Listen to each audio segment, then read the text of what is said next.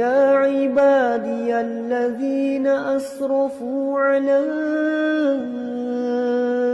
أنفسهم لا تقنطوا من رحمة الله. Allah rahimani wa rahimakumullah. Alhamdulillah, Allah subhanahu wa ta'ala kembali memberikan kesempatan dan kesehatan kepada kita bersama untuk bisa duduk di dalam masjid Rasulullah sallallahu alaihi wasallam dalam rangka mempelajari ayat-ayat Allah subhanahu wa ta'ala dan juga hadis-hadis Rasulullah sallallahu alaihi wasallam. Karena memang di antara salah satu nama kota Madinah adalah Darul Iman. Arti daripada kalimat ini, tiada seorang pun yang datang ke kota Madinah kecuali dia merasa imannya bertambah kepada Allah subhanahu wa ta'ala dan bertambah pula ketakwaannya kepada Rabbul Izzati wal Jalalah, sehingga dengannya Madinah disebut dengan Darul Iman. Dan di antara salah satu yang akan menambah kualitas iman dan takwa kepada Allah adalah dengan membaca ayat-ayat Allah subhanahu wa ta'ala ataupun hadis-hadis Rasulullah sallallahu alaihi wasallam. Sehingga kesempatan tersebut Allah subhanahu wa ta'ala kembali memberikan kepada kita bersama. Maka dengannya kita senantiasa menjadi hamba yang bersyukur dan bersyukur kepada Rabbul Izzati wal Jalalah. Kemudian salawat dan berikan salam semoga senantiasa tercurahkan buat junjungan alam Nabi kita yang mulia, uswah dan qudwah kita bersama Muhammad bin Abdullah sallallahu alaihi wasallam. Kewajiban kita bersama adalah bagaimana senantiasa menyampaikan, mengucapkan salam dan salawat kepada Rasulullah sallallahu alaihi wasallam. Bahkan itu merupakan di antara bukti kita mencintai Rasulullah sallallahu alaihi wasallam. Artinya barang siapa yang melupakan Nabi di dalam salam dan salawatnya, maka mereka seolah-olah telah memberikan dirinya jarak dengan Nabi sallallahu alaihi wasallam. Oleh karenanya ikhwatul Islam, Allah Subhanahu wa taala menyebutkan di dalam Al-Qur'an, sesungguhnya Allah dan para malaikatnya berselawat kepada Rasulullah sallallahu alaihi wasallam. Dan kita harus tahu, satu-satunya perintah di dalam Al-Qur'an yang mana perintah tersebut diawali dengan kalimat ya ayyuhalladzina amanu, namun kalimat ini berada di pertengahan ayat adalah ayat di mana kita mengucapkan salam dan sholawat. Apa maknanya? Kalau seandainya kita lihat di dalam Al-Quran, Allah subhanahu wa ta'ala mengatakan wahai orang-orang yang beriman, ya ayyuhalladzina amanu. Kalimat ini biasanya ada di awal ayat, ya ayyuhalladzina amanu aminu, wahai orang-orang yang beriman, berimanlah kalian. Seperti juga begitu juga dengan firman Allah Subhanahu wa taala ya ayyuhalladzina amanu kutiba alaikumusiyam. Artinya setiap perintah yang mana diawali dengan kalimat ya ayyuhalladzina amanu itu terletak di awal ayat, kecuali ayat yang berbicara tentang solawat dan salam kepada Rasulullah sallallahu alaihi wasallam. Ayat ini berada di pertengahannya. Innallaha wa malaikatahu yusalluna 'alan nabi ya ayyuhalladzina amanu. Kita perhatikan kalimat ya ayyuhalladzina amanu tidak ada di pertengahan ayat kecuali ayat ini. Karena memang ya ayyuhalladzina amanu itu adalah perintah untuk orang-orang yang beriman. Namun untuk melaksanakan dan mengucapkan salam dan solawat sebelum Allah memerintahkan kita kaum muslimin melakukannya, maka Allah terlebih dahulu melakukannya. Kemudian para malaikatnya, kemudian baru kita yang diperintahkan untuk melaksanakannya, yaitu ibadah salam dan sholawat kepada Rasulullah sallallahu alaihi wasallam. Artinya Allah bersolawat kepada Nabi, malaikat juga bersolawat kepada Nabi, kemudian baru kita diperintahkan untuk mengucapkan sholawat kepada Rasulullah sallallahu alaihi wasallam. Dari sini dapat kita ambil kesimpulan bahwa mengucapkan salam dan sholawat kepada Nabi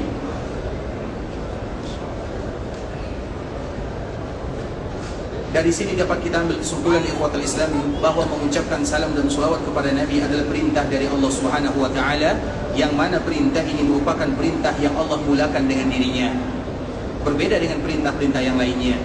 Kemudian mengucapkan salam dan sholawat kepada Rasulullah sallallahu alaihi wasallam adalah kewajiban kita kepada Rasulullah sallallahu alaihi wasallam. Sehingga bagi mereka yang tidak mau mengucapkan salam dan sholawat kepada Nabi, berarti mereka lalai dari kewajibannya. Dengan itulah Nabi sallallahu alaihi wasallam mengatakan, "Man nasiya salata alayya." Barang siapa yang lupa, lalai mengucapkan sholawat kepada diriku, maka dia bisa jadi salah melangkah menuju surga Allah Subhanahu wa taala. Sehingga ancaman yang disebutkan oleh Nabi sallallahu alaihi wasallam adalah ancaman yang amat keras agar kita tidak pernah melupakan Nabi sallallahu alaihi wasallam di dalam salam dan sholawat yang kita ucapkan. Allahumma salli ala Muhammad wa ala ahli baitihi wa ala azwajihi wa dhurriyyatihi kama sallaita ala Ibrahim wa ala ali Ibrahim innaka Hamidum Majid. Allahumma barik ala Muhammad wa ala ahli baitihi wa ala azwajihi wa dhurriyyatihi kama barakta ala Ibrahim wa ala ali Ibrahim innaka Hamidum Majid. Ikhwatul Islam, saudara kaum muslimin, para tetamu Allah rahimani wa rahimakumullah. Alhamdulillah, pada kesempatan kali ini kita akan kembali mengawali pembahasan tentang kota Rasulullah sallallahu alaihi wasallam, yaitu keutamaan kota Madinah, kota yang diberikan kelebihan oleh Allah Subhanahu wa taala dibandingkan dengan kota-kota yang lainnya. Dan di antara salah satu keutamaan yang amat luar biasa, ketika kota Madinah tidak memiliki nama kecuali disandarkan kepada Rasulullah sallallahu alaihi wasallam. Karena kalimat Madinah, ikhwatul Islam, Madinah itu di dalam bahasa Arab artinya adalah sebuah kota. Misalnya kita pergi ke Mekah, maka Mekah itu disebut dengan Madinatu Mekah, kotanya Mekah. Misalnya kita pergi ke Jeddah, maka Jeddah disebut dengan Madinatu Jeddah, itu kotanya Jeddah. Kemudian dikala kita berada di kota Madinah, maka Madinah disebut dengan Madinah, sebuah kota. Kota apa? Tidak ada namanya. Artinya Madinah tidak memiliki nama kecuali disandarkan kepada baginda Nabi yang mulia Muhammad bin Abdullah sallallahu alaihi wasallam, maka disebut dengan Madinatu Rasulillah sallallahu alaihi wasallam, atau yang kita kenal dengan kotanya Rasulullah sallallahu alaihi wasallam. Dan kalimat ini merupakan kalimat yang cukup luar biasa dimiliki oleh kota Madinah, sehingga antara Madinah dengan Rasulullah sallallahu alaihi wasallam dua hal yang tidak akan pernah terpisahkan untuk selama-lamanya. Oleh karenanya, ketika kita ingin mempelajari tentang Nabi sallallahu alaihi wasallam, maka juga wajib hukumnya kita mempelajari kotanya Rasulullah sallallahu alaihi wasallam, karena terlalu banyak nilai-nilai sejarah, keutamaan, kemuliaan yang disebutkan oleh Nabi sallallahu alaihi wasallam, terkhusus dikala kita berada di kota Madinah. Makanya kota Madinah itu adalah kota yang memiliki sejuta cerita dengan Nabi sallallahu alaihi wasallam. Iya, Nabi sallallahu alaihi wasallam hanya tinggal di dalam kota Madinah semasa hidup Nabi sallallahu alaihi wasallam kurang lebih 10 tahun sahaja. Karena Nabi menjadi Nabi dan menjadi Rasul ketika Nabi berumur 40 tahun, di mana malaikat Jibril datang kepada Nabi sallallahu alaihi wasallam menyampaikan wahyu. Kemudian setelahnya Nabi mulai berdakwah secara diam-diam 3 tahun lamanya. Kemudian setelah 3 tahun, maka Nabi mulai berdakwah secara terang-terangan, sehingga dakwah Nabi sallallahu alaihi wasallam di Mekah kurang lebih 13 tahun lamanya. Kemudian setelah 13 tahun, di mana Nabi SAW tidak melihat perkembangan dakwah di kota Mekah Al-Mukarramah, penganiayaan, kezaliman, bahkan puncak daripada kezaliman yang dirasakan oleh Nabi SAW, bagaimana orang-orang Mekah mereka bersepakat atau bermufakat ingin membunuh Nabi SAW. Jadi dakwah Nabi SAW di Mekah itu dihalangi, sulit Nabi SAW berdakwah di sana. Sehingga puncak daripada kezaliman yang dilakukan orang-orang Mekah, dan orang Mekah itu ikhwatul Islam adalah keluarga Nabi sallallahu alaihi wasallam, banyak hubungannya dengan Nabi sallallahu alaihi wasallam, ada paman Nabi, ada sepupu Nabi, ada karib kerabat Nabi, semuanya keluarga Nabi sallallahu alaihi wasallam. Bahkan mereka yang paling memusuhi Nabi sallallahu alaihi wasallam itu punya hubungan dengan Nabi sallallahu alaihi wasallam. Abu Lahab, Abu Jahal, Abu Sufyan yang dulunya belum masuk Islam, semuanya ada hubungan dengan Nabi sallallahu alaihi wasallam. Namun mereka tidak mau mendukung dakwah Nabi, bahkan mereka ingin membunuh Nabi sallallahu alaihi wasallam. Sehingga dengan kezaliman yang dirasakan oleh Nabi sallallahu alaihi wasallam, di saat itulah Nabi sallallahu alaihi wasallam diperintahkan oleh Allah Azza wa Jalla untuk pindah ke sebuah daerah yang sangat memuliakan Nabi sallallahu alaihi wasallam. Dan bisa kita katakan periode Madinah, dakwah Nabi di kota Madinah merupakan fondasi luar biasa di dalam agama, karena itu merupakan pilihan dari Allah Subhanahu wa taala. Sehingga ikhwatul Islam, ketika Nabi sallallahu alaihi wasallam berada di Mekah 13 tahun lamanya, kemudian pada akhir sebelum Nabi meninggalkan kota Mekah Al-Mukarramah, Mekah itu adalah kota yang tidak bisa dipisahkan dari hati Nabi sallallahu alaihi wasallam. Bahkan bukan hanya dari hati Nabi, dari hati kaum muslimin. Bukan hanya dari hati kaum muslimin, dari hati semua manusia. Mencintai Mekah adalah bagian daripada fitrah, karena Allah Subhanahu wa ta'ala yang menyebutkan demikian. Dan itu sesuai dengan doa Nabi Ibrahim alaihissalam. Nabi Ibrahim diabadikan oleh Allah Azza wa Jalla di dalam sebuah surat yang disebut dengan surat Ibrahim. Di dalam surat Ibrahim ini Allah Subhanahu wa ta'ala bercerita tentang Nabi Ibrahim. Dan di antara salah satunya adalah doa yang dipanjatkan oleh Nabi Ibrahim ketika Allah memerintahkan untuk meletakkan keluarganya di sebuah daerah yang tidak ada orang tinggal di sana. Apa kata Nabi Ibrahim di dalam doanya? Rabbana inni askantu min dzurriyyati biwadin ghairi dzi zar'in 'inda baitikal muharram. Ya Allah, sesungguhnya aku meletakkan keluargaku, anaknya yang bernama Ismail yang masih kecil, istrinya yang bernama Hajar alaihissalam yang baru saja melahirkan. Kemudian Allah perintahkan agar Nabi Ibrahim meletakkan mereka berdua di sana. Di mana? Biwadin. Wadin itu artinya lembah. Makanya di antara salah satu nama Makkah Al-Mukarramah adalah Wadin. Dan Makkah itu memiliki nama yang sangat banyak sekali. Makkah disebut dengan Makkah. Kemudian juga disebut dengan Bakkah. Disebut dengan Baitul Atiq. Disebut dengan Wadi. Sebagaimana ayat yang tadi kita bacakan. Inni askantu min dzurriyyati biwadin. Maka Wadi itu adalah di antara nama Makkah Al-Mukarramah. Yang kelima, Makkah juga disebut dengan Al-Qaryah. Makkah juga disebut dengan Ummul Qura. Makkah disebut dengan Al-Masjidul Haram. Makkah disebut dengan Al-Balad. Makkah juga disebut dengan Al-Baladul Amin. Makkah juga disebut dengan Tuhamah. Itu adalah di antara beberapa nama Makkah. Dan setiap nama daripada Makkah tersebut ada makna di dalamnya. Siapa yang hafal nama Makkah? Tadi kita menyebutkan ada beberapa 5. Siapa yang bisa menyebutkan 5 nama Makkah? Yang paling tua. Baik, silakan. Bakkah. Bakkah. Baik, yang pertama Bakkah. Qaryah. Masjidil Haram. Wadin. Satu lagi. Nama yang selalu kita sebutkan. Bakkah dan Makkah. Jadi Makkah satu, Makkah satu. Masya Allah, sehat selalu Pak ya. Insya Allah, barakallahu fiik. Barakallahu fiik, syakarallahu lakum, hafizakumullah. Itu adalah di antara nama kota Makkah Al-Mukarramah dan semuanya punya makna di dalamnya. Dan salah satunya adalah Wadin. Wadin itu adalah di antara nama Makkah Al-Mukarramah karena sesuai dengan doa Nabi Ibrahim alaihissalam. Rabbana inni askantu min dzurriyyati biwadin ghairi dzi zar'in 'inda baitikal muharram. Ya Allah, sesungguhnya aku mengantarkan keluargaku di sebuah lembah yang tidak ada tumbuhan di sana, tidak bisa ditempati. Artinya sebuah tanah yang gersang. Tapi itu adalah perintah Allah Subhanahu wa taala karena di sana ada yang namanya Al-Masjidil Haram atau akan ada yang namanya Ka'bah Al-Musyarrafah atau ada sebuah rumah yang disebut dengan Baitul Atiq. Kemudian ikhwatul Islam, apa doa Nabi Ibrahim? Faj'al af'idatan minan nasi tahwi ilaihim. Ya Allah, jadikan hati manusia condong ke sana. Artinya ini merupakan di antara doa Nabi Ibrahim yang dikabulkan oleh Allah Subhanahu wa taala. Karena memang di antara bentuk doa kita dikabulkan ikhwatul Islam adalah ketika nanti kita berada di Makkah Al-Mukarramah, terkhusus dikala kita sedang melaksanakan ibadah. Maka perbanyaklah berdoa dan berdoa kepada Allah Subhanahu wa taala. Dan doa itu ikhwatul Islam, karena ini merupakan di antara momennya. Doa itu ikhwatul Islam yang paling mengetahui tentang apa yang kita inginkan. Siapa yang paling tahu apa yang kita inginkan? Siapa yang paling tahu? Allah sudah pasti. Tapi siapa yang paling tahu apa yang kita inginkan? Diri kita sendiri. Bisa dipahami? Karena setiap orang berbeza permintaannya antara satu dengan yang lain. Makanya nanti selama kita berada di Mekah dianjurkan bagi kita berdoa sendiri. Karena kita yang paling tahu apa yang kita inginkan. Karena bisa jadi kalau pembimbing kita yang berdoa kita tidak tahu. Dan kita juga tidak tahu artinya.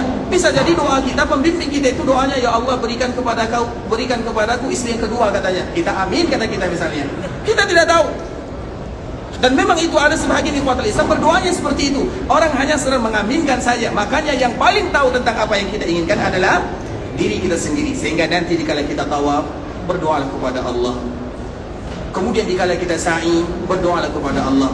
Bagaimana kita berdoa? Berdoa itu adalah ibadah yang paling mudah. Angkat tangan, puji Allah, selawat kepada Nabi, minta sebanyak-banyaknya. Dan kita yang paling tahu. Makanya dikala kita berada di Mekah, dianjurkan bagi kita khusyuk di dalam berdoa, bukan mengangkat suara. Bisa dipahami? Itu adalah momen kita berdoa kepada Allah. Makanya Nabi SAW pernah di ikhwatul Islam, para sahabat mereka bertakbir. Kemudian dikala mereka bertakbir di ikhwatul Islam, Maka apa kata Nabi SAW? Irba'u ala anfusikum, kasihanilah diri kalian, karena sesungguhnya kalian meminta kepada zat yang maha mendengar, yang maha dekat. Kalian tidak meminta kepada zat yang tuli, yang tidak melihat. Nabi SAW memerintahkan para sahabatnya untuk memelankan suaranya. Begitulah nanti yang akan kita lakukan di Mekah Al-Mukarramah, terutama di dalam masalah berdoa. Berdoalah kepada Allah sesuai dengan apa yang kita inginkan, dan Allah tahu apa yang kita inginkan. Tapi kita ingin memanfaatkan momen yang indah dikala kita berada di Mekah Al-Mukarramah, karena di Mekah itulah doa-doa Nabi Ibrahim alaihissalam semuanya rata-rata dikabulkan oleh Allah Subhanahu wa taala. Dan bahkan salah satu doa Nabi Ibrahim yang paling memberikan manfaat kepada dunia dan akhirat adalah Rasulullah SAW. Jadi Nabi SAW itu adalah doanya Nabi Ibrahim alaihissalam. Apa kata Nabi SAW? Ana da'watu Abi Ibrahim. Aku ini adalah hasil daripada doa ayahku Ibrahim. Karena memang dikala Nabi Ibrahim berada di Makkah Al-Mukarramah, di antara salah satu doanya, Rabbana wab'ats fihim rasulan min anfusihim. Ya Allah, utuslah seorang Nabi, seorang Rasul dari sini, kata Nabi Ibrahim. Dan yang diutus di Makkah Al-Mukarramah satu-satunya adalah baginda Muhammad bin Abdullah sallallahu alaihi wasallam. Sehingga Nabi Muhammad sallallahu alaihi wasallam itu juga merupakan hasil daripada doa Nabi Ibrahim. Artinya apa? Maka manfaatkan kesempatan ini untuk berdoa kepada Allah. Berdoa sebanyak-banyaknya, meminta sebanyak-banyaknya. Dan yang paling bagus tentunya ikhwatal Islam, kita yang paling mengetahui apa yang kita butuhkan, sehingga berdoa di dalam kesendirian, hanyut di dalam permintaan, larut di dalam tangisan, merupakan di antara tujuan kita bersama dikala kita berada di Makkah Al-Mukarramah, karena momennya doa kita akan dikabulkan oleh Rabbul Izzati wal Jalalah. InsyaAllah bisa dipahami ya. Artinya nanti manfaatkan di sana berdoa selama atau sebanyak-banyaknya kepada Allah. Karena ibadah umrah ini ikhwatul Islam itu tidak terlalu lama. Terutama jika kita tawaf itu hanya 30-40 maksimal 1 jam sahaja. Kemudian selesai. Kemudian setelahnya sa'i itu juga kurang lebih 1 jam, 1 jam setengah, kemudian selesai. Nah, di waktu itulah momen doa sangat indah dan dikabulkan oleh Allah Subhanahu wa taala, sebagaimana Allah mengabulkan doa para nabi. Doa Nabi Ibrahim dikabulkan di sana, dan doa Nabi Muhammad sallallahu alaihi wasallam juga dikabulkan di sana. Maka jangan lewatkan kesempatan tersebut kecuali berdoa kepada Allah Subhanahu wa taala. Kemudian ikhwatul Islam, di antara doa Nabi Ibrahim, faj'al af'idatan minan nasi tahwi ilaihim. Ya Allah, jadikan hati semua manusia condong ke sana. Artinya jadikan semua manusia. Di dalam ayat ini disebutkan semua manusia. Jadikan hati mereka condong ke Makkah Al-Mukarramah. Dan salah satunya adalah kita yang diberikan kesempatan oleh Allah Subhanahu wa taala. Allah Subhanahu wa taala memilih kita di antara sekian banyak hamba, sehingga Allah mudahkan bagi kita melaksanakan ibadah. Dan ini merupakan di antara bentuk Allah mengijabah doa Nabi Ibrahim untuk kita bersama. Sehingga ikhwatul Islam, di antara kalimat yang paling mulia yang hanya waktunya terbatas adalah kalimat talbiyah. Kalimat talbiyah itu kalimat yang terbatas. Apa makna kalimat terbatas? Karena tidak semua waktu kita mengucapkan talbiyah. Dan talbiyah itu waktu yang paling bagus mengucapkan, atau waktunya mengucapkan kalimat talbiyah. Kapan kita mengucapkan kalimat talbiyah? Kapan awalnya, kapan akhirnya? Siapa yang tahu? Yang paling tua menjawab dulu. Siapa yang paling tua? Silakan.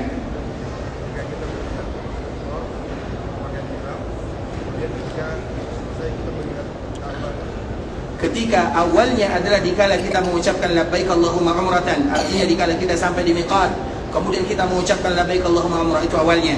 Dan akhirnya ketika kita melihat Ka'bah, sebelum tawaf atau setelah tawaf?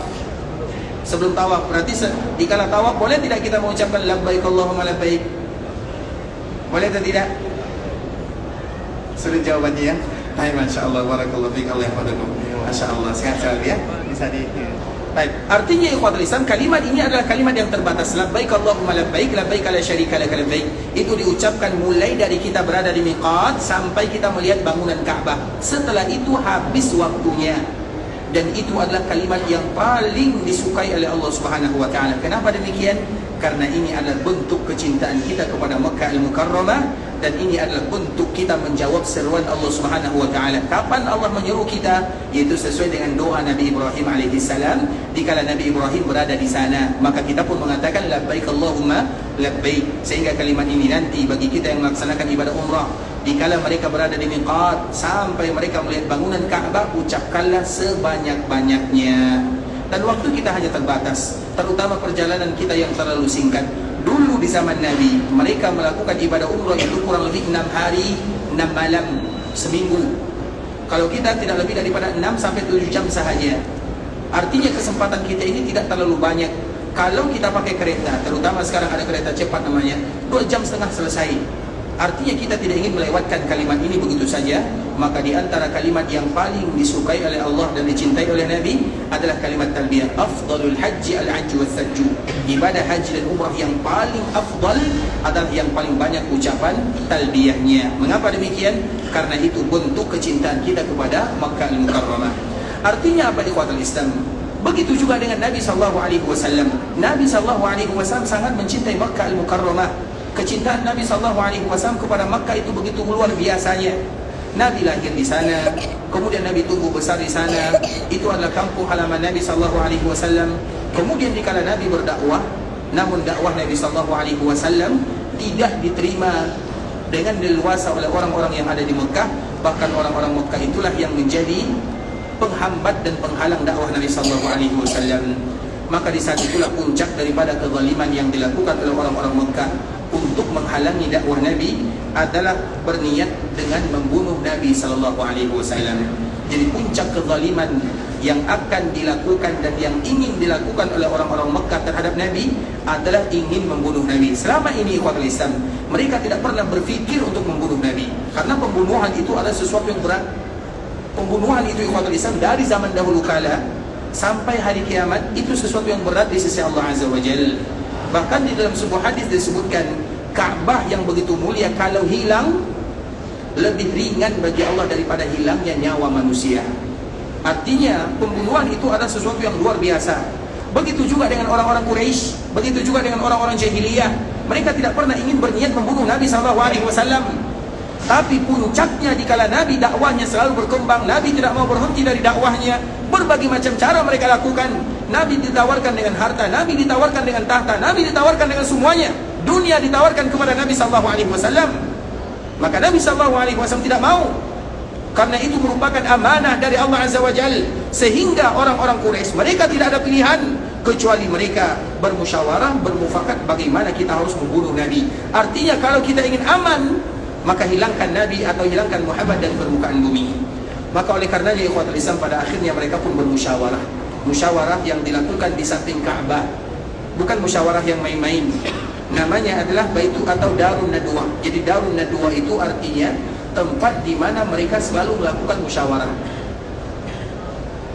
Kemudian dikala mereka bermusyawarah ikhwatul Islam, tiba-tiba ada orang yang masuk ke dalam musyawarah tersebut, seorang yang sudah tua, memiliki jenggot yang berwarna atau yang sudah memutih. Dan orang-orang Mekah tidak tahu siapa orang tua ini. Tapi tiba-tiba dia masuk.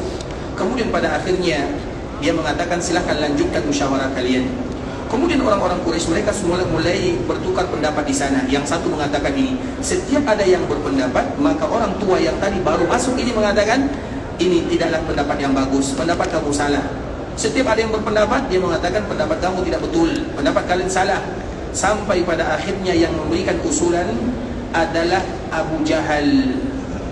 Abu Jahal ini mengatakan, kalau kalian ingin membunuh Nabi atau kalau kalian ingin membunuh Muhammad, maka ambil salah satu pemuda yang gagah perkasa dari setiap kabilah yang ada di Mekah. Kemudian utus mereka, kemudian mereka sama-sama membunuh Muhammad. Maka dengan itulah Bani Hashim, yaitu Bani Nabi SAW, kabilah Nabi, mereka tidak akan bisa membalas semua kabilah yang ada di Mekah. Kemudian dikala Abu Jahal mengatakan kalimat ini, apa kata orang yang tadi masuk tiba-tiba, orang yang tua ini? Dia pun mengatakan, hadza huwar ra'yu. Inilah pendapat yang sesungguhnya. Kemudian orang ini pun keluar. Ternyata orang ini tidak lain tidak bukan adalah iblis yang membantu orang-orang Mekah untuk menyelesaikan musyawarahnya bagaimana cara membunuh Nabi sallallahu alaihi wasallam. Kalau seandainya orang-orang Mekah dibantu oleh syaitan, dibantu oleh iblis, maka yang akan menolong Nabi SAW adalah Allah Azza wa Jalla.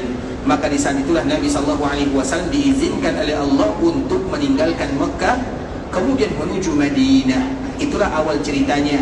Karena Nabi SAW tidak pernah ingin meninggalkan Makkah Al-Mukarramah. Mengapa demikian ikhwatul Islam? Makkah itu adalah daerah yang paling dicintai oleh Nabi SAW. Sehingga dikala Nabi terpaksa harus meninggalkan Makkah, maka Nabi mengatakan, wallahi innaki la khairu ardillah wa ahabbu ardillahi ilallah walaula anni ukhrijtu minki ma kharajtu. Nabi SAW mengatakan, demi Allah, sesungguhnya engkau wahai Makkah adalah tanah yang paling baik dan tanah yang paling dicintai oleh Allah Subhanahu wa taala. Walaula anni ukhrijtu minki ma kharajtu. Kalau aku tidak diusir darimu, aku tidak akan pernah keluar untuk selama-lamanya. Artinya Nabi tidak ingin meninggalkan kota Makkah Al-Mukarramah kalaulah orang-orang Makkah tidak mengusir Nabi. Namun apalah daya, Nabi tidak lagi diberikan ruang untuk berdakwah. Nabi SAW dipersempit dakwahnya, bahkan mereka ingin membunuh Nabi SAW. Maka di saat itulah Nabi terpaksa harus meninggalkan Makkah dalam keadaan sedih. Kemudian Nabi mengucapkan kalimat perpisahan, dan kalimat perpisahan itu adalah kalimat yang menunjukkan bagaimana kecintaan Nabi terhadap Makkah, kecintaan yang begitu luar biasa. Sehingga Makkah itu merupakan tanah yang pertama di dunia yang paling mengandung keberkahan dan yang paling dicintai oleh Rasulullah SAW, sehingga kaum muslimin wajib mencintai apa yang dicintai oleh Rasulullah SAW. Kemudian ikhwatul Islam, terlepas daripada itu semua, ketika Nabi SAW keluar meninggalkan Makkah bersama sahabatnya Abu Bakar As-Siddiq, maka Nabi SAW menghabiskan waktu dari keluar dari Makkah menuju Madinah kurang lebih 8 hari. Dan Nabi SAW berhijrah dari Mekah menuju Madinah itu di akhir-akhir bulan Safar. Kemudian sampai di Madinah itu di awal-awal bulan Rabiul Awal. Dan sampailah Nabi SAW di kota Madinah pada hari Senin di bulan Rabiul Awal. Kemudian di saat itulah Nabi SAW pertama kali sampai di sebuah daerah yang namanya Quba, yaitu di sebuah kabilah yang namanya kabilah Amr bin Auf. Dan Nabi SAW menginap di rumah salah seorang sahabat yang bernama Kulsum bin Hidin. Disitulah Nabi SAW tinggal. Disitulah Nabi SAW pertama kali datang ke kota Madinah, di sebuah daerah yang tidak jauh dari Quba. Kemudian dikala Nabi berada di sana, Nabi tinggal di Quba dari Senin sampai hari Jumat. Nabi sampai di hari Senin, kemudian di hari Jumat maka baru Nabi sampai ke sini, ke tempat kita ini. Kemudian selama Nabi SAW berada di sana, maka terkenallah sebuah masjid yang sangat mulia disebut dengan Masjid Quba. Dan Masjid Quba dinamakan dengan Quba karena memang ada salah satu mata air yang ada di sana disebut dengan mata air Quba. Maka dinamakanlah masjidnya dengan Masjid Quba. Dan itulah sejarah Masjid Quba, sejarah masjid yang begitu luar biasa. Masjid yang diabadikan oleh Allah Subhanahu wa taala di dalam Al-Qur'an. Allah puji masjidnya dan Allah juga memuji penduduknya. Sehingga Allah Subhanahu wa taala menyebutkan la masjidun ussisa 'ala taqwa, masjid yang pondasinya adalah ketakwaan kepada Allah. Dan makna ayat ini adalah Masjid Quba karena Nabi SAW dikala berada di sana, maka Nabi membangun Masjid Quba. Sehingga bagi kita ikhwatul Islam yang ada di kota Madinah, maka tentunya tidak boleh bagi kita melupakan masjid yang tidak pernah dilupakan oleh Nabi. Dikala kita berada di kota Madinah ikhwatul Islam, ada 5 tempat yang dianjurkan bagi kita berkunjung ke sana. Yang pertama 2 masjid, kemudian yang berikutnya 3 perkuburan. 5 tempat inilah yang dianjurkan dan diprioritaskan bagi kaum muslimin dikala mereka berada di kota Madinah. Itu yang paling penting. 2 masjid, 3 perkuburan. Yang pertama Masjid Nabawi, yang kedua Masjid Quba. Artinya hanya 2 masjid saja, sedangkan masjid-masjid yang lainnya tidak ada keutamaannya melebihi masjid-masjid yang lainnya, kecuali sebagaimana keumuman masjid yang ada di dunia, sama saja keutamaannya. Makanya masjid yang memiliki keutamaan di kota Madinah hanya Quba dan Masjid Nabawi saja. Sedangkan masjid-masjid yang lainnya itu hanya mengandung nilai sejarah sahaja, tapi masalah keutamaan tidak ada. Seperti misalnya Masjid Bani Salimah. Kita tahu Masjid Bani Salimah. Masjid Bani Salimah itu disebut dengan masjid atau yang kita kenal dengan Masjid Qiblatain, disebut dengan Masjid Bani Salimah. Masjid Bani Salimah, apa keutamaan orang yang sholat di dalamnya? Masjid Qiblatain, apa keutamaannya? Ada atau tidak keutamaannya? Ada atau tidak? Ada. Setiap masjid itu ada keutamaannya. Tapi ada tidak keutamaan dia dibandingkan dengan masjid yang lain? Maka tentunya tidak ada, sama saja. Artinya Masjid Qiblatain sama hukumnya dengan Masjid Istiqlal misalnya, atau sama hukumnya dengan masjid yang ada di dunia dimanapun sama. Yang berbeza itu di kota Madinah tentunya, yaitu Masjid Nabawi dan Masjid Quba sahaja. Karena di Madinah itu masjid di zaman Nabi sangat banyak.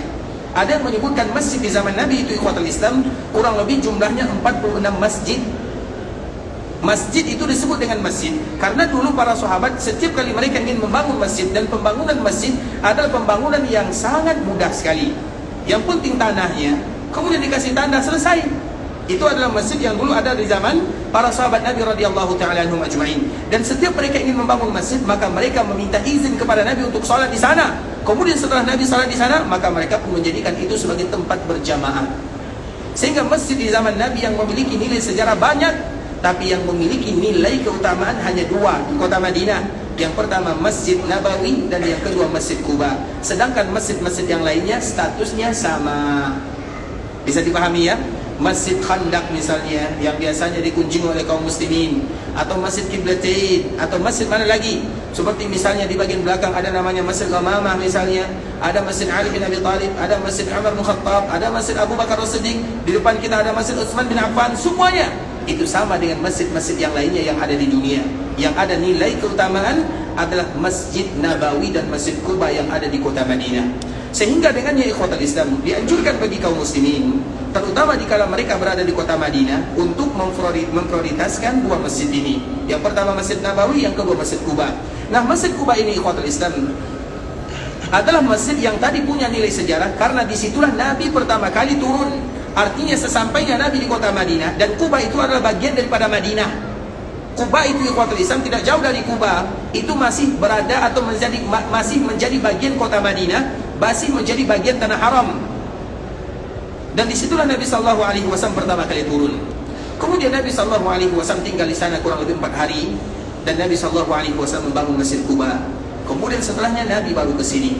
Dan setelah Nabi berada di sini dan membangun Masjid Nabawi, maka Nabi setiap 1 kali dalam 1 pekan Nabi akan berkunjung ke Masjid Quba, sebagaimana yang disebutkan oleh sahabat Abdullah bin Umar radhiyallahu taala anhuma, bahwa Nabi datang ke Quba kulla sabtin. Setiap hari Sabtu Nabi SAW datang ke Masjid Quba. Dan apa makna daripada kalimat Sabtu? Kalimat Sabtu itu ada 2 makna. Yang pertama harinya, hari Sabtu, dan esok adalah hari Sabtu. Bagi kita yang diberikan kemudahan oleh Allah Azza wa Jalla datang ke kota Madinah, maka berziarahlah ke Masjid Quba pada hari Sabtu, karena hari itu adalah hari yang dikunjungi atau hari yang dikhususkan oleh Nabi berziarah ke Masjid Quba. Bagi kita yang pas jadwalnya. Bagi kita yang tidak pas jadwalnya, maka ada makna yang kedua. Karena kalimat Sabtu itu di dalam bahasa Arab juga disebut dengan menunjukkan 1 kali dalam 1 pekan. Jadi Sabtu itu artinya Sabtun, itu artinya menunjukkan 1 kali dalam 1 pekan. Artinya Nabi berkunjung ke Masjid Quba 1 kali dalam 1 pekan, bisa jadi di hari Sabtu, bisa jadi di hari-hari yang lainnya. Tapi kalau seandainya Allah mudahkan kita ada di kota Madinah di hari Sabtu, maka jadikan itu waktu kita berziarah ke Masjid Quba. Kemudian ikhwatul Islam, Nabi SAW berziarah ke Masjid Quba. Kadang Nabi SAW berjalan kaki, kadang Nabi SAW menggunakan kendaraan atau mengendarai ontanya. Begitulah tata cara Nabi SAW berkunjung, masyian wa rakiba. Dan Nabi SAW menyebutkan bagi kita yang ingin berkunjung ke Masjid Quba, hendaklah yang pertama niatnya adalah ibadah kepada Allah Subhanahu wa taala. Kemudian yang kedua, hendaklah mereka bersuci dari tempat tinggalnya, dari hotelnya. Kemudian mereka menjaga taharah tersebut. Kemudian jadikan tempat yang pertama kali mereka tuju adalah masjidnya. Artinya sesampainya kita di Masjid Quba, langsung kita tidak melihat kiri kanan. Karena di kiri dan di kanan Masjid Quba terlalu gemilau. Ada khotbah mudanya, ada sajadahnya, ada orang yang jualannya. Bukan itu tujuan kita yang pertama. Tapi yang pertama kali kita sampai di sana adalah salatnya. Jangan belanja atau jangan mencari yang lain dulu, tapi ibadah yang pertama kali. Kemudian apabila kita sampai di sana, maka kita pun melaksanakan salat berapa rakaat? Minimal kita salat 2 rakaat. Kalau ada yang sholat lebih daripada 2 rakaat, boleh atau tidak? Boleh atau tidak? Juga tidak menjadi masalah. Bisa jadi mereka sholat sunat tahiyat dulu, bisa jadi mereka sholat sunat wudhu dulu, bisa jadi mereka sholat sunat duha juga, bisa jadi mereka sholat sunat yang lain. Tapi minimal mereka sholat sunat di sana ada 2 rakaat. Karena memang di antara salah satu kemudahan yang ada di dalam agama, boleh bagi kita menggabungkan ibadah kalau ibadah tersebut merupakan ibadah yang satu jenisnya. Apa maknanya? Ibadah yang satu jenis itu misalnya salat, dan terutama di dalam masalah salat. Salat itu ikhwatul Islam, salat itu banyak macamnya. Salat wajib sudah pasti, kemudian salat sunat, dan salat sunat itu terbagi pula. Ada salat sunat yang mutlak, bebas, tidak ada namanya. Ada salat sunat muqayyad yang ada namanya. Salat sunat misalnya wudhu ada namanya. Salat sunat rawatib ada namanya. Ada pula salat sunat yang bebas. Nah, di antara salah satu kemudahan dan keringanan serta keutamaan yang ada di dalam agama Islam, diizinkan bagi kita berniat untuk salat yang sangat banyak dan gerakannya hanya 2 saja. Contoh misalnya, kita masuk ke dalam Masjid Nabawi. Kemudian dikala kita masuk ke dalam Masjid Nabawi, tentunya yang pertama kali kita lakukan adalah salat. Nah, salat itu ikhwatul Islam bisa kita kumpulkan semuanya. Misalnya kita masuk ke dalam Masjid Nabawi jam 8 siang misalnya, atau pagi, atau misalnya jam 11 kita masuk ke Masjid Nabawi. Kemudian dikala kita masuk ke Masjid Nabawi, banyak ibadah salat yang bisa kita lakukan di sana. Yang pertama salat sunat wudu 2 rakaat. Kemudian tahiyat mungkin 2 rakaat lagi. Kemudian duha misalnya 2 rakaat lagi. Nah, kalau seandainya kita masuk, kita niatkan semuanya. Saya berniat salat sunat duha, sekaligus saya berniat salat sunat wudu, sekaligus saya berniat untuk salat tahiyat. Kemudian 3 niatnya, kemudian ibadahnya hanya 2 rakaat saja. Maka itu tidak menjadi masalah. Bisa dipahami? Sama dengan tawaf ikhwatul Islam. Tawaf begitu juga. Misalnya apabila ada di antara kaum muslimin mereka yang melakukan tawaf wada', misalnya mereka tawaf wada', kemudian kalau umrah misalnya, bagi mereka yang mengatakan ada tawaf wada', kemudian mereka terbiasa melakukan tawaf sunat misalnya, mereka gabungkan kedua-duanya, wada' juga sunnah juga, maka mereka pulang dengan membawa 2 pahala. Dan itulah yang dianjurkan bagi kaum muslimin untuk melakukannya. Berniatlah sebanyak-banyaknya dalam ibadah yang bisa digabungkan. Misalnya contohnya kita berada di dalam Masjid Nabawi. Sekarang niat kita apa di sini? Niat kita adalah ingin melaksanakan salat maghrib. Salat maghrib sudah kita lakukan. Apalagi niat kita ingin melakukan salat isya. Salat isya akan kita lakukan. Kemudian kita menunggu. Jadi semuanya kita niatkan. Kita masuk ke dalam Masjid Nabawi, niat kita salat maghrib. Kemudian kita ingin menunggu salat isya. Kemudian kita duduk. Kemudian kita ingin bermajlis, mendengarkan ayat-ayat Allah atau hadis-hadis Nabi SAW. Sekaligus kita ingin berniat dalam rangka beriktikaf. Coba bayangkan, kita duduk dalam satu majlis, tapi niat kita begitu banyak. Salat, menunggu salat yang lainnya, kemudian mendengarkan ayat-ayat Allah dan hadis-hadis Nabi, bermajlis, berzikir kepada Allah Azza wa Jal, kemudian kita juga berniat i'tikaf. Dalam satu waktu kita berniat dengan niat yang sangat banyak. Maka itulah yang dianjurkan bagi kaum muslimin untuk melakukan ibadah. Bisa dipahami? Sehingga ikhwatul Islam, Allah Subhanahu wa ta'ala akan memberikan semua pahalanya satu waktu. Ibarat kata pepatah, 1 dayung atau 1 kali dayung, 2-3 pulau terlewati. Semuanya kita masukkan selagi bisa dimasukkan. Artinya kaum muslimin dianjurkan bagi mereka untuk berniat sebanyak-banyaknya dengan niat yang terbaik, dan semuanya akan diberikan pahala oleh Allah Subhanahu wa ta'ala. Begitu juga dikala kita berada di Masjid Quba. Di Masjid Quba, kenapa minimal disebut dengan 2 rakaat? Karena kaum muslimin ada kesempatan bagi mereka untuk menggabungkan semuanya. Mereka berniat salat duha, mereka juga berniat salat tahiyat, mereka berniat juga salat sunat wudu. Mereka hanya melakukan salat 2 rakaat, tapi pahala mereka 3. Rakaatnya 2, tapi niatnya 3. Bisa jadi ada niat yang 4. Dan itu semuanya dikembalikan kepada niat. Karena niat ini merupakan di antara salah satu yang akan membezakan kaum muslimin antara satu dengan yang lainnya. Maka di antara kesempatan yang Allah berikan kepada kaum muslimin adalah masalah niat. Karena Allah ingin dari hambanya untuk berniat. Karena dengan niat yang baik, seolah-olah kita menjaga hati. Dan dengan itulah kita meminta kepada Allah Subhanahu wa ta'ala agar hati kita senantiasa berniat dengan niat sebanyak-banyaknya dan niat yang terbaik yang diridhai oleh Allah Subhanahu wa ta'ala. Kemudian ikhwatul Islam, dikala kita berada di Kuba, kemudian kita melakukan syarat-syarat yang tadi telah kita sebutkan, maka di saat itulah ada bonus pahala dari Allah Subhanahu wa ta'ala. Apa bonus pahalanya? Maka dia sama dengan pahalanya sama dengan orang yang melaksanakan ibadah umrah. Kita belum umrah, tapi kita sudah mendapatkan pahala umrah. Makanya kalau kita yang tinggal lama di kota Madinah, mungkin misalnya ada 5 hari atau 6 hari, maka jangan mereka mencukupkan datang ke Kuba 1 kali.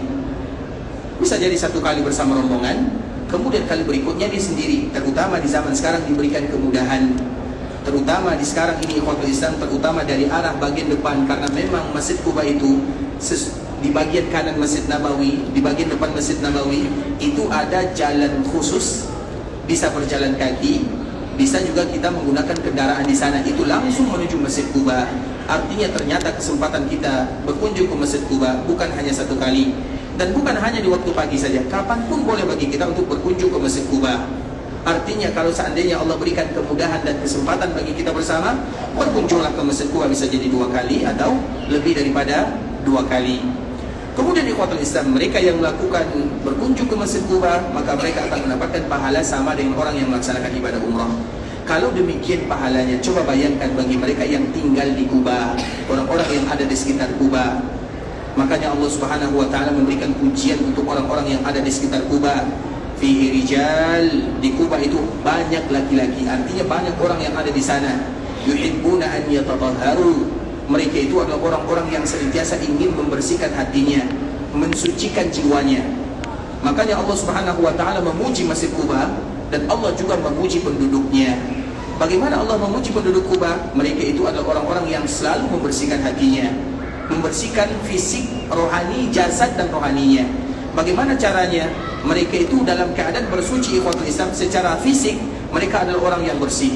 Kemudian secara rohani mereka itu membersihkan jiwa dan hatinya dengan ibadah. Apa ibadah yang mereka lakukan? Ada 2. Yang pertama adalah mereka tidak pernah meninggalkan sholat duha atau sholat sunat duha. Dan sholat sunat duha itu ikhwatul Islam artinya tidak meninggalkan dalam waktu yang lama. Karena memang di antara sunnah sholat duha sesekali harus kita tinggalkan. Bisa dipahami? Di antara salah satu ibadah yang disebutkan oleh para ulama ikhwatul Islam untuk sholat duha, artinya tidak rutin setiap harinya. Misalnya dalam 1 minggu 1 kali kita meninggalkannya. Karena di sini terjadi perbezaan para ulama. Terlepas daripada itu semua, sholat duha itu adalah sholat al-awwabin, sholat orang yang ingin bertaubat dan kembali kepada Allah Azza wa Jalla. Orang yang ingin selalu bertaubat kepada Allah adalah dengan melakukan sholat duha. Makanya kita yang merasa diri kita banyak dosa dan maksiatnya, dan sulit bagi kita untuk meninggalkan dosa dan maksiat, di antara salah satu caranya adalah dengan sholat sunat duha. Sehingga Imam Syafi'i rahimahullahu ta'ala ikhwatal Islam, dan ini selalu kita berulang menyampaikan, Imam Syafi'i menyebutkan di dalam nasihat yang sangat indah.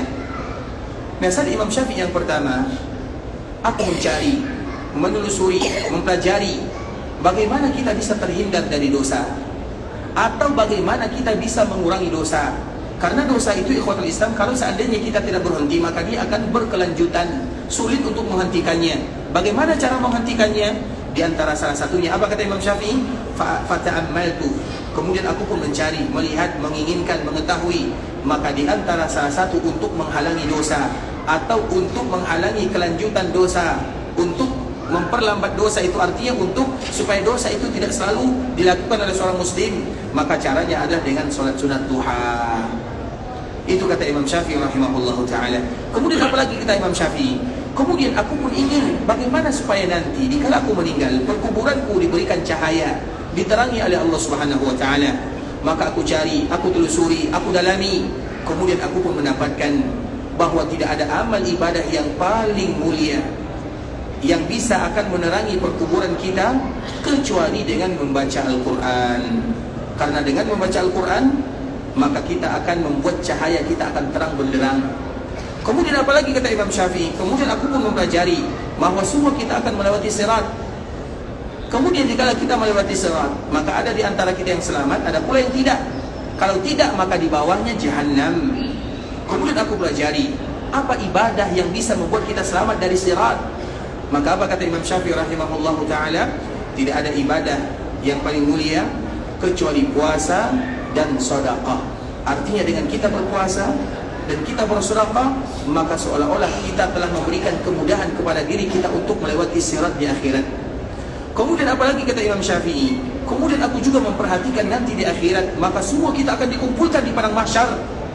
Bagaimana supaya kita bisa mendapatkan naungan? Maka apa kata Imam Syafi'i? Aku pun melihat, menelusuri, mempelajari, membahasnya.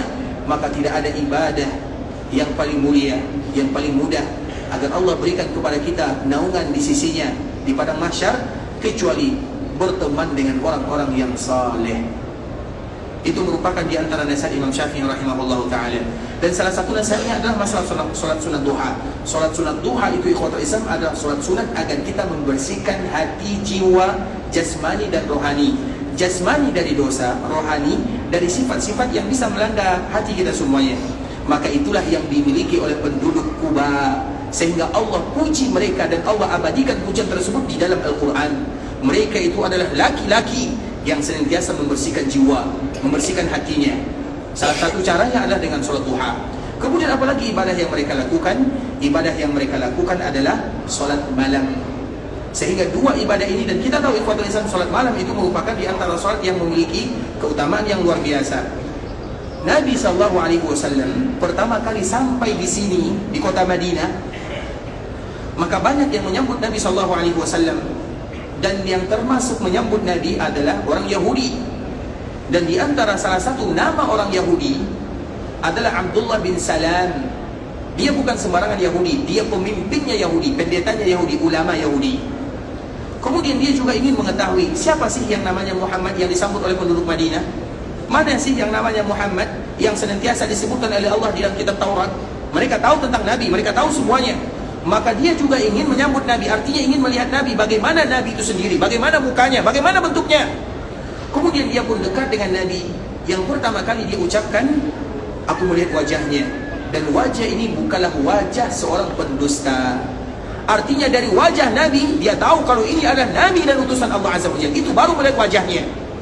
Kemudian setelah dia melihat wajah Nabi, maka kalimat yang pertama kali keluar dari lisan Nabi ketika Nabi berada di kota Madinah adalah kalimat ini yang diriwayatkan oleh Abdullah bin Salam, afshus salam wa at'imut ta'am wa sallu bil laili wan nasu niyam. Itulah kalimat yang keluar dari lisan Nabi yang diriwayatkan oleh orang Yahudi ini. Pertama kali dia melihat Nabi SAW, dari wajah Nabi adalah yang paling indah. Tidak mungkin wajah ini wajah pendusta. Artinya dia betul-betul utusan Allah Subhanahu wa taala.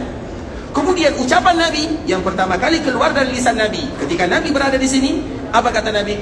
Afshus salam, tebarkan salam. Selalu ucapkan kalimat Assalamualaikum. Orang yang kita kenal, yang tidak kita kenal, selama mereka kaum muslimin ucapkan salam. Dan di kota Madinah semuanya kaum muslimin. Makanya rajin-rajinlah kita mengucapkan salam. Itu pesan Nabi SAW. Man arafta wa man lam ta'rif. Yang kita kenal atau yang tidak kita kenal, karena kita semuanya disatukan dengan kalimat La ilaha illallah. Kita semuanya adalah umat Allah dan kita semuanya adalah hamba Allah Azza wa Jal. Salam bukan kepada orang yang kita kenal saja, tapi kepada semuanya. Kemudian ikhwatul Islam, wa at'imut ta'am. Juga di antara pesan Nabi yang kedua, ketika Nabi sampai di kota Madinah, sering-seringlah kalian bersedekah, terutama dengan memberikan makanan. Itu adalah pesan Nabi. Kemudian yang ketiga, wasallu bil laili wan nasu niyam. Hendaklah kalian salat malam sedangkan manusia sedang tidur. Itulah kalimat yang pertama kali keluar dari lisan Nabi, dan itu diterapkan oleh orang-orang yang ada di Kuba. Makanya Abdullah bin Salam ikhwatul Islam yang meriwayatkan hadis ini, dan dia adalah seorang pendeta Yahudi pada waktu itu, maka dia pun mulai tertarik hatinya, dan pada akhirnya dia masuk ke dalam agama Allah Subhanahu wa taala dan masuk ke dalam agama Rasulullah sallallahu alaihi wasallam. Artinya kita ingin menyebutkan bagaimana kemuliaan orang-orang yang ada di Kuba. Mereka itu adalah orang-orang yang mulia, dimuliakan oleh Allah, diabadikan sejarahnya di dalam Al-Quran. Makanya kenapa kaum muslimin dianjurkan bagi mereka untuk datang ke Kuba? Karena mereka adalah orang-orang yang dimuliakan oleh Allah Subhanahu wa taala. Kemudian di kota Islam di Kuba, Masjid Kuba juga masjid yang mulia, penduduknya mulia, masjidnya juga mulia. Dan kemuliaan Masjid Kuba itu ada beberapa hal yang membuat Kuba dengan Masjid Nabawi itu sama. Jadi apa kesamaan antara Masjid Kuba dengan Masjid Nabawi? Yang pertama di ikhwatul Islam, kesamaan antara Masjid Kuba dengan Masjid Nabawi, karena dua masjid ini adalah dua masjid yang dianjurkan bagi kita untuk berziarah. Artinya memperbanyak waktu, menghabiskan waktu, tenaga untuk datang ke sana, Masjid Nabawi dan Masjid Kuba. Maka tentu ada kesamaan antara keduanya. Kesamaan yang pertama adalah sama-sama disebutkan oleh Allah, la masjidun ussisa 'ala taqwa. masjid yang pondasinya adalah iman dan takwa. Ayat ini secara khusus, secara spesifik, itu adalah ayat yang diturunkan untuk Masjid Quba sahaja. Nah, para ulama menyebutkan kalau seandainya Masjid Quba pondasinya adalah iman dan takwa, maka Masjid Nabawi pondasinya double iman dan takwanya. Bisa dipahami? Mana yang lebih mulia secara umum, Quba atau Masjid Nabawi? Masjid Nabawi. Kalau seandainya Masjid Quba pondasinya iman dan takwa, maka Madinah atau Masjid Nabawi ini pondasinya lebih lagi daripada iman dan takwa. Artinya double iman dan takwanya. Itu merupakan kesamaan yang pertama. Sama-sama disebutkan oleh Allah dengan kalimat la masjidun ussisa 'ala taqwa. Sehingga ayat ini tafsirannya untuk Quba dan juga untuk Masjid Nabawi, dua-duanya dapat.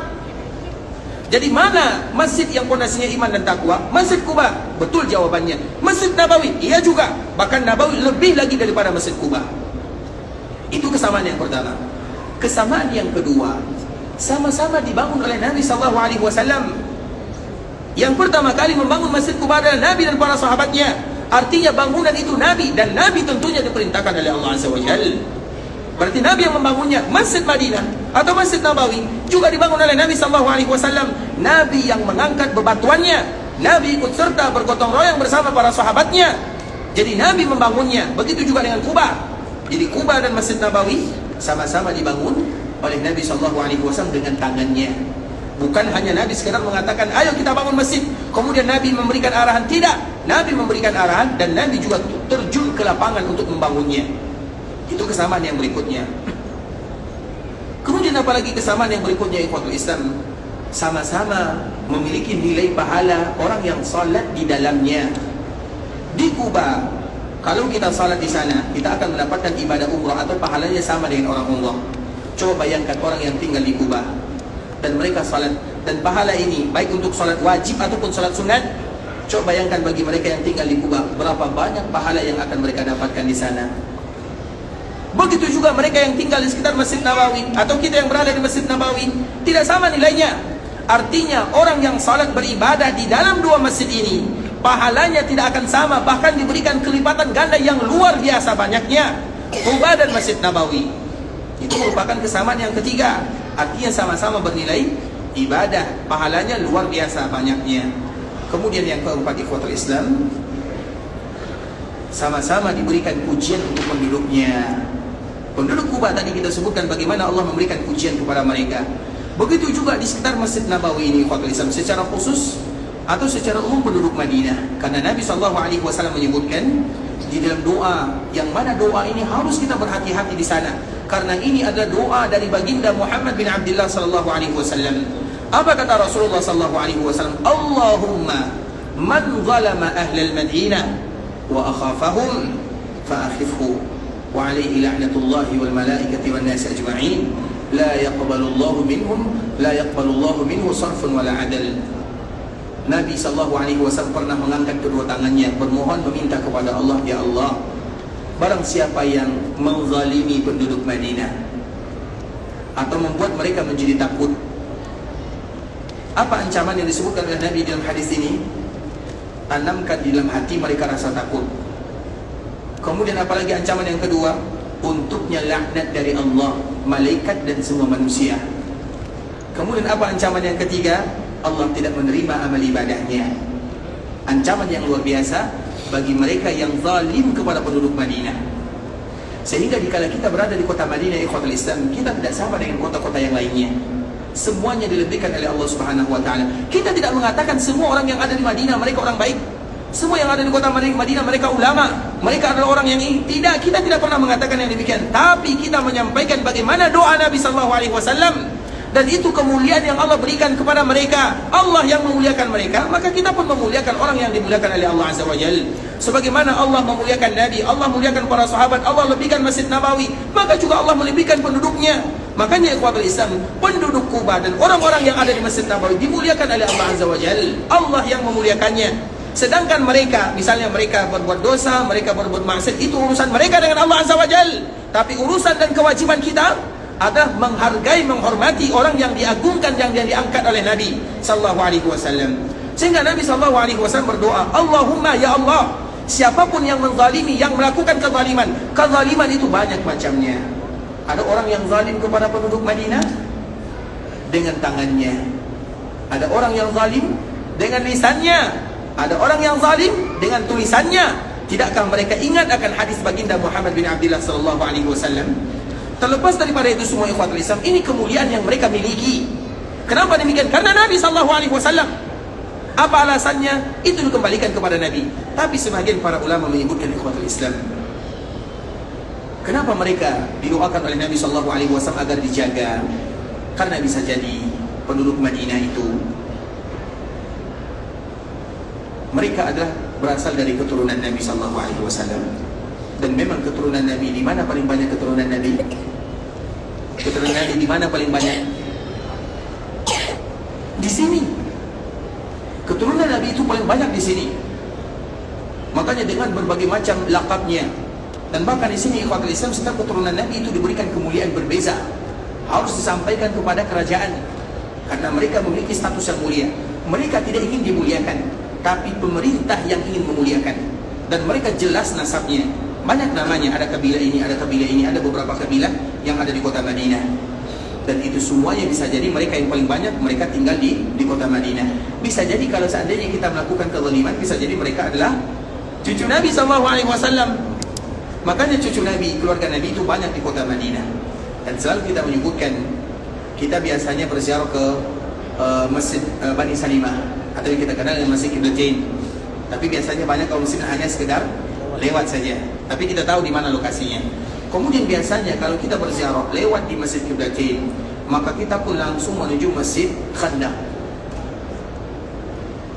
Mungkin bagi kita yang baru sekali berziarah, mungkin tidak terbayangkan antara dua masjid ini. Karena dua masjid ini, dia dari Masjid Qiblatain, kalau kita ingin pulang, maka kita akan melewati Khandaq setelahnya, atau yang kita kenal dengan Masjid Khandaq atau Sab'a Masajid. Nah, di antara dua masjid ini, ikhwatul Islam, itu banyak sekali mereka yang berasal dari keturunan Rasulullah sallallahu alaihi wasallam. Ini bukan masalah bangga atau tidak bangganya, ikhwatul Islam, tapi kita ingin menjaganya. Karena memang rata-rata keturunan Nabi di sini, mereka tidak pernah mau menyebutkan diri mereka keturunan Nabi. Karena jangankan menjadi keturunan Nabi, menjadi keturunan ustaz saja berat. Iya atau tidak? Tidak boleh salah kan? Salah sedikit, ayah kamu kan ustaz. Nah, misalnya seperti itu. Anak kiai misalnya, coba anak kiai salah. Kenapa kamu seperti ini? Ayah kamu kan kiai misalnya. Menjadi anak ustaz dan anak ulama atau anak kiai saja berat, apalagi menjadi anaknya atau anak cucunya keturunan Rasulullah sallallahu alaihi wasallam. Sehingga mereka lebih menyembunyikan identitasnya. Dan kami selalu menyebutkan di Madinah ini, ikhwatul Islam, ada kampus Madinah namanya, Universitas Islam Madinah, atau yang disingkat dengan UIM. Mungkin sebagian jemaah mereka ada yang kenal. Bahkan kalau ada yang berziarah, mereka diizinkan untuk berziarah melihat, memandangnya, karena dia berada di ujung tanah haram dan dia masih berada bagian daripada tanah haram. Dan di depannya ada namanya lembah, disebut dengan lembah Aqiq atau Wadi Aqiq. Wadi Aqiq itu adalah wadi yang barokah. Nabi lewat di sana, Nabi stop di sana, Nabi tinggal di sana, turun malaikat Jibril. Kemudian Nabi dikatakan oleh malaikat Jibril, "Salli fi hadzal wadi." Kamu salat dulu di sini wahai Muhammad, karena lembah ini adalah lembah yang barokah. Artinya mulia dan dimuliakan oleh Allah Azza wa Jalla. Pas di depannya ada namanya kampus Masjid Nabawi atau kampus Universitas Islam Madinah. Nah, di kampus ini, ikhwatul Islam, ini kampus yang betul-betul untuk orang luar itu semuanya diberikan biaya siswa. Sedangkan untuk orang dalam itu bayar. Terbalik ya, untuk orang dalam bayar, untuk orang luar gratis. Itulah kelebihan kampus kita ini. Kemudian ikhwatul Islam, dan dia lebih banyak orang luar daripada orang dalam. Di dalamnya ada 170 negara berkumpul di dalamnya. 85% per 100 itu semuanya untuk keluar. 15 per 100 atau 15% itu untuk orang dalam. Artinya orang dalam sulit masuk ke sana. Memang dikhususkan untuk kaum muslimin yang ada di dunia, dan itu semuanya dibiayai dari rumah ke rumah. Artinya mulai dari dia berangkat sampai dia pulang. Kemudian ikhwatul Islam, di situ tentunya banyak yang mengajar dosen-dosen, dan rata-rata kebanyakan dosen itu adalah dari keturunan Nabi sallallahu alaihi wasallam. Dan kami tidak tahu kalau mereka keturunan Nabi kecuali sudah berlalu bertahun-tahun lamanya. Padahal bahkan ada di antara dekan kami, dia merupakan keturunan Nabi sallallahu alaihi wasallam, baru kami tahu setelah 14 tahun lamanya, 14 tahun. dan mereka pun tidak mau menyebutkannya. Kenapa demikian? Karena untuk menjaga kemuliaan Nabi SAW dan juga untuk menjaga kemuliaan mereka. Karena menjadi keturunan Ustaz saya sebagaimana tadi kita sebutkan berat, apalagi menjadi keturunan Rasulullah SAW, karena mata akan memandang di sana. Sehingga kenapa Nabi berpesan kepada kita demikian? Karena terlalu banyak keturunan Nabi SAW ada di sini. Kalau seandainya kita melakukan kezaliman, baik itu dengan lisan, dengan tulisan, dengan kata-kata, dengan perbuatan, bisa jadi itu adalah anak cucu Rasulullah SAW, dan efek sampingnya atau efeknya berbahaya. Makanya secara tidak langsung Nabi SAW berdoa kepada Allah, ya Allah, barang siapa yang zalim kepada penduduk Madinah, karena bisa jadi mereka berasal dari keturunan Nabi. Kalau tidak, maka mereka bisa jadi keturunan kaum Muhajirin. Kalau tidak, bisa jadi mereka berasal dari keturunan Ansar. Kalau tidak, mereka bisa jadi keturunan para sahabat. Kalau juga tidak, karena orang yang tinggal di kota Madinah itu mulia. Oleh karenanya ikhwatul Islam, itu merupakan di antara beberapa hadis Nabi SAW. InsyaAllah besok kita akan kembali menyambung pembahasan kita ini, dan semoga Allah Subhanahu Wa Taala berikan kemudahan kepada kita bersama agar kita tahu apa hak dan kewajiban dikala kita berada di kota Madinah, kota yang wajib bagi kita untuk memuliakannya, karena ini adalah kota Rasulullah SAW. Ikhwatul Islam, saudara kaum muslimin, para tetamu Allah rahimani wa rahimakumullah, sampai di sini pembahasan yang bisa kami jelaskan. Yang benar dari Allah Subhanahu Wa Taala, yang salah dari diri kami pribadi karena kurangnya ilmu kami, karena kebodohan, karena kejahilan, karena ketidaktahuan, karena kealfaan kami. Dan kami mohon dimaafkan kalau ada kata-kata yang salah, kalimat-kalimat yang kurang tepat, bahasa-bahasa yang kurang bagus kami di dalam menyampaikannya. Dan kita senantiasa memberikan motivasi kepada kaum muslimin, terkhusus bagi kita yang ada di kota Madinah, yang ada di dalam Masjid Nabawi. Di antara salah satu ibadah yang tidak ada duanya di dunia adalah ibadah di dalam Masjid Nabawi dengan belajar agama Allah Azza wa Jalla. Dan kita ingin kita duduk di sini adalah bagian daripada belajar agama Allah Subhanahu Wa Taala. Karena yang kita sampaikan adalah ayat-ayat Allah dan hadis-hadis Nabi Sallallahu Alaihi Wasallam. Maka Nabi Sallallahu Alaihi Wasallam menyebutkan ini hadisnya satu-satu di dunia. Bahkan di Mekah, di Masjidil Haram Mekah tidak ada.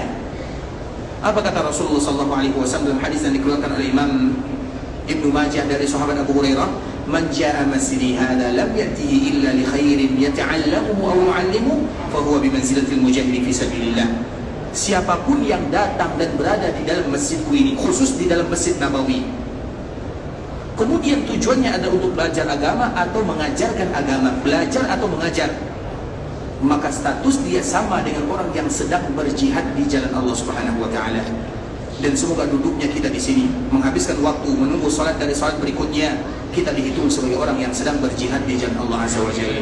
Sebagaimana kita berdoa kepada Allah agar Allah ampunkan dosa kita bersama, agar Allah ampunkan dosa orang tua kita, keluarga kita, saudara-saudari kita, tetangga kita, dan seluruh kaum muslimin. Kalau ada di antara kita yang ingin meninggalkan Madinah, ingin pergi ke Mekah dalam rangka beribadah, semoga Allah menerima semua amal ibadahnya. Allah kabulkan doa dan permintaannya. Allah jadikan umrahnya adalah umrah yang mabrurah, wa sa'yan mashkura, wa dhanban maghfura. Kalau ada di antara kita yang ingin meninggalkan tanah haram Mekah dan Madinah, ingin pulang ke kampung halamannya, semoga dimudahkan perjalanannya, dilancarkan urusannya, kembali bersua dengan keluarganya dalam keadaan sehat walafiat. Dan kita berharap kepada Allah agar kita senantiasa bisa menjadi tamu Allah, dipanggil melaksanakan ibadah di Mekah dan Madinah. Dan kita tutup dengan doa kafaratul majlis. Subhanakallahumma bihamdika asyhadu an la ilaha illa anta astaghfiruka wa atubu ilaik. Wa sallallahu wa sallim ala nabiyyina wa habibina wa khalilina wa sayyidina Muhammadin wa ala alihi wa sahbihi wa sallam tasliman katsira. Assalamualaikum warahmatullahi wabarakatuh. قل يا عبادي الذين أسرفوا على أنفسهم لا تقنطوا من رحمة الله